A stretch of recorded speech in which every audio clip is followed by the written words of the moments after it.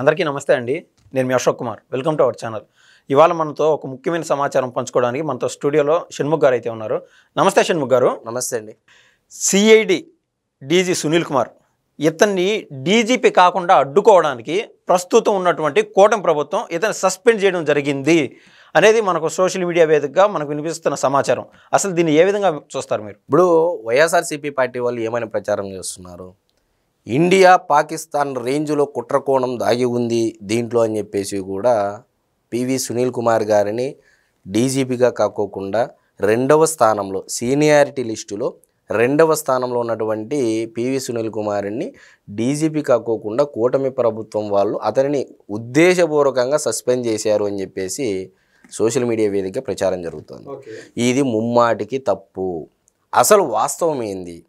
Seniority list ఒకసారి మనం చూసుకున్నట్లయితే మరి నిజంగా జగన్మోహన్ రెడ్డి గారు దళితులను ఏ విధంగా చూస్తున్నారు, అగ్రవర్ణాలను ఏ విధంగా చూస్తున్నారు, చంద్రబాబు నాయుడు గారు దళితులను ఏ విధంగా చూస్తున్నారు, జగన్మోహన్ రెడ్డి గారు ఏ విధంగా చూస్తున్నారు, ఒక్కసారి మనం ఈ సీనియారిటీ లిస్టు ప్రకారం చూద్దామండి.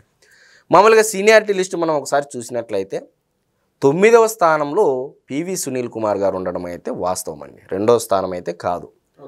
మరి జగన్మోహన్ రెడ్డి గారి హయాంలో ఇదే జగన్మోహన్ రెడ్డి గారి హయాంలో 9వ స్థానంలో ఉన్నటువంటి పివి సునీల్ కుమార్ని డీజీపీగా ప్రమోట్ చేయకుండా, డీజీపీగా ప్రమోషన్ ఇవ్వకోకుండా 14వ స్థానంలో ఉన్నటువంటి కసిరెడ్డి రాజేంద్రనాథ్ రెడ్డిని డీజీపీగా చేశారా లేదండి?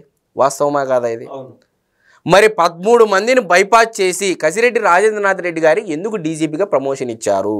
మరి ఇప్పుడు ఇక్కడికి సొంత కులపోడి కోసము బైపాస్ చేశారని అనుకోవాలనా, లేకపోతే జగన్మోహన్ రెడ్డి గారి యొక్క కాంపౌండ్లో దళిత బానిసలను ఏ విధంగా చూడాలి, మీకు అర్థమవుతుందో లేదో, దళిత బానిసలు అంటున్నా నేను, ఏ విధంగా చూడాలి అనేది ప్రజలు ఆలోచన చేయాలి. ఇదే సమాచారం పైన తెలంగాణలో బీఆర్ఎస్ పార్టీలో జాయిన్ అయ్యి రాజకీయాలు చేస్తున్నటువంటి ఆర్ఎస్ ప్రవీణ్ కుమార్ ఎవరైతే మాజీ ఐఏఎస్ ఉన్నారో ఆయన ఒక ట్వీట్ చేశారు. దళితులకి అన్యాయం చేయడంలో భాగంగానే ఈ కుట్ర, ఈ యొక్క కూటమి ప్రభుత్వం ఈ డిసిషన్ తీసుకుని దళితులు పూర్తి స్థాయిలో టీడీపీ ప్రభుత్వం అంటే కూటమి ప్రభుత్వం అన్యాయం చేస్తుంది అని ఇప్పుడే కాదండి గత 2 వారాల ముందు కూడా ఇదే మాట ఆయన మాట్లాడడం జరిగింది. దీన్ని ఏ విధంగా చూస్తారు మీరు? ఈ దళితుల గురించి దళిత ముసుగులో మాట్లాడేటువంటి మేధావులందరికీ తెలియందేం కాదు. దళితుల్ని ఎవరు గౌరవించారు? ఇది జగమెరిగినటువంటి సత్యం అండి. నేను చెప్పేటువంటి సొంత కవిత్వం కాదు. లోక్సభ స్పీకర్ స్థానంలో కూర్చోబెట్టినటువంటి వ్యక్తి ఎవరండి? చంద్రబాబు నాయుడు గారు, బాలయోగి గారిని. మరి ఇక్కడ కూడా హోమ్ మినిస్టర్ ఎవరండి? వంగల్పూడి అనిత గారు. మరి గతంలో కూడా స్పీకర్ స్థానంలో ఆంధ్రప్రదేశ్ స్థానంలో కూర్చోబెట్టినది ఎవరండి? చంద్రబాబు నాయుడు గారు.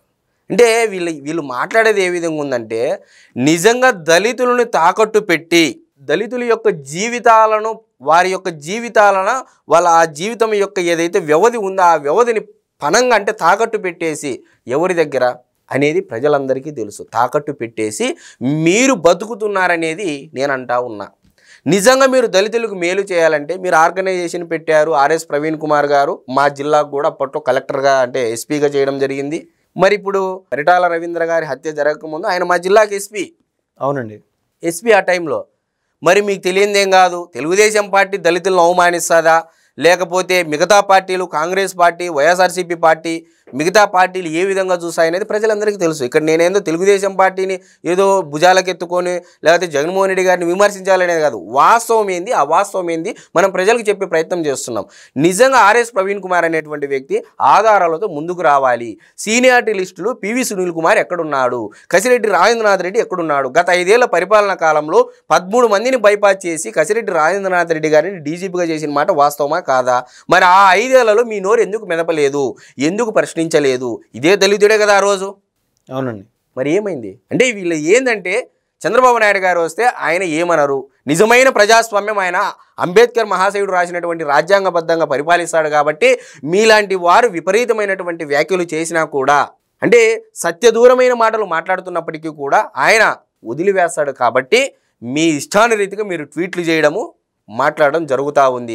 ఇదే జగన్మోహన్ రెడ్డి గారి హయాంలో మీరు ఇదే విధంగా ట్వీట్ పెట్టింటే నేను ఒప్పుకునేవాడిని. ఎందుకు పెట్టలేదు? ఇది వాస్తవమా కాదా?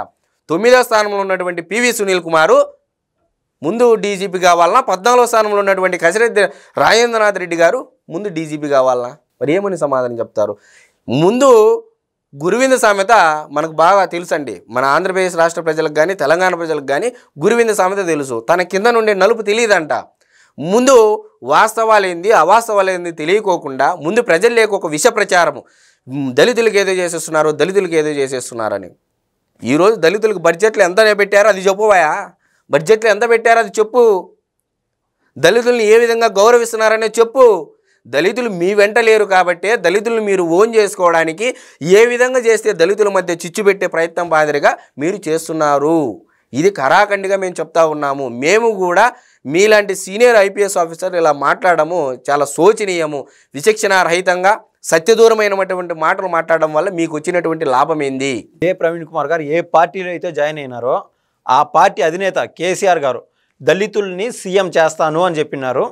అందులో భాగంగా దళితులకి 3 ఎకరాలు ఇస్తాను కూడా చెప్పినాడు. దీనిపైన ప్రవీణ్ కుమార్ ఏ రోజు మాట్లాడిన దాఖలాలు లేవు. పైగా ఆ పార్టీలో జాయిన్ అయ్యింది. ఎగ్జాక్ట్గా అండి, మీరు అడిగిన ప్రశ్న మంచిదే. ఇప్పుడు వాస్తవం మాట్లాడుకోవాలి. ఇప్పుడు ఆయన బీఆర్ఎస్ పార్టీలో ఉంటున్నాడుగా. మరి బీఆర్ఎస్ పార్టీలో ఉన్నప్పుడు కేసీఆర్ గారు 2014 నుంచి 2019 వరకు అయితే ఆయన సీఎంగా ఉన్నారు కదా. మరి రెండోసారి కూడా ముఖ్యమంత్రి అయ్యారు కదా. మరి మొదటిసారి అంటే నేను ముఖ్యమంత్రి అనుభవించాలని చెప్పేసి అనుభవించారు. రెండోసారి మరి దళితులకు ఎందుకు ఇవ్వలేదని ఏనాడు ఆయన ప్రశ్నించాడు ఆయన? అంటే ఎలా ఉందంటే ఒక ఐఏఎస్ ఒక ఐపీఎస్ ఆఫీసర్లు తన సర్వీస్ను ముగించుకొని రిజైన్ చేసేసి వచ్చి రాజకీయ పార్టీలో ఉన్నటువంటి అగ్రశ్రేణి నాయకులకు తొత్తులుగా మారి ఒక సపరేట్ పార్టీలు పెట్టడము, దానికి ఎంతో కొంత ఫండ్ తెచ్చుకోవడము, ఇలా బతికేయడం ఒక పరిపాటిగా మారిపోయింది. కాలక్రమేణా ఆ పార్టీ కూడా ఎట్టపోయిందో కూడా తెలియకుండా పోతుంది. కాలక్రమేణా ఆ పార్టీని ఏం చేస్తారు? వచ్చే ఎలక్షన్కి కొంత ఫండ్ ఇచ్చి కొద్దిగా రైట్ చేపిస్తారు. దళితులు లాంటి అమాయకుల్ని చీల్చి మెర్జి చేయడం జరుగుతుంది పార్టీల్లో. ఇది ఈనాటి నుంచి వచ్చేది కాదండి, చాలా సంవత్సరాల నుంచి జరుగుతూ ఉంది. దళితులు మీలాంటి వారిని నమ్మి మోసపోరు. ప్రభుత్వాలు ఇప్పుడు నిజంగా కేసీఆర్ గారు తెలంగాణ రాష్ట్రానికి మంచి చేసి ఉంటే ఈరోజు మీలాంటి వారి సపోర్ట్ కేసీఆర్ గారు ఎందుకు తీసుకోవాలి? నీ అవసరం ఏముంది కేసీఆర్ గారికి? అంటే కేసీఆర్ గారి పరిస్థితి చాలా దౌర్భాగ్య పరిస్థితిలో ఉన్నాడు కాబట్టి మీలాంటి వారి సాయం కోరుతున్నాడు. థ్యాంక్స్ అండి. నమస్తే అండి.